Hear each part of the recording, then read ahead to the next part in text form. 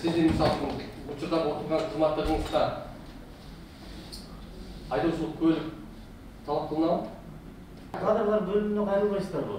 2019 жылдын 14-октябрь күнү айдоочулук көлүккө ээ болуп атат. Өмүрүндө биринчи жолу алып атат. Эми коопсуз шаар долбоору 2019 жылы 12 февралда келип атат.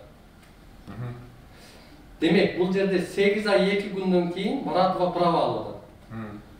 Демек, 8 ай 2 күн биздин жарандарга, коомчулукка жанагы айып пулдарды жиберип кол коюп, сен эрежени буздуң деп аныктап бизге жиберген айып пулдардын баарысы негизсиз болуп атат. Анткени ал айдоочулук көлүктү кийин алып атат, жол эрежесин билбейт ал.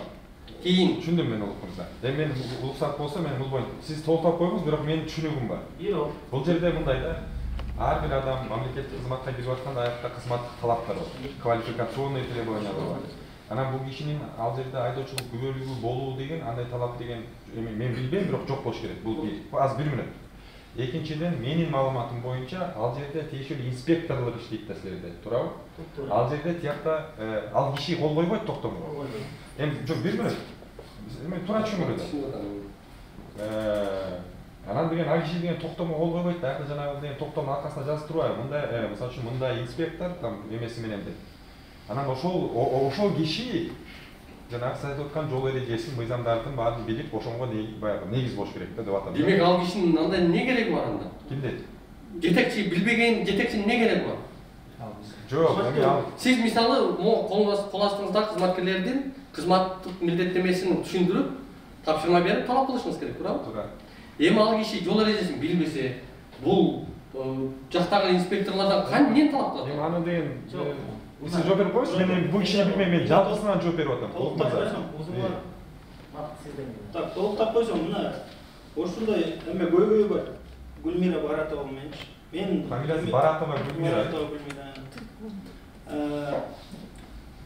Башчы катары мына могу жерде 2-3 эле эмеге токтолгондо дагычы.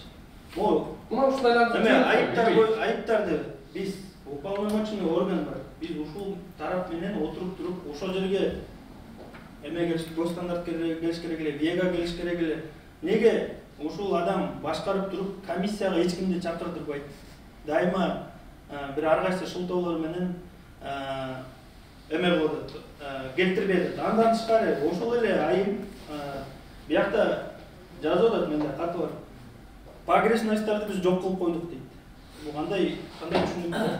Эми ал боюнча официально сүйлөшпөдүкпү. Мына мен аны милдеттин себебинен алдым, мен аны ишке алып барып, силерге маалымат берем деп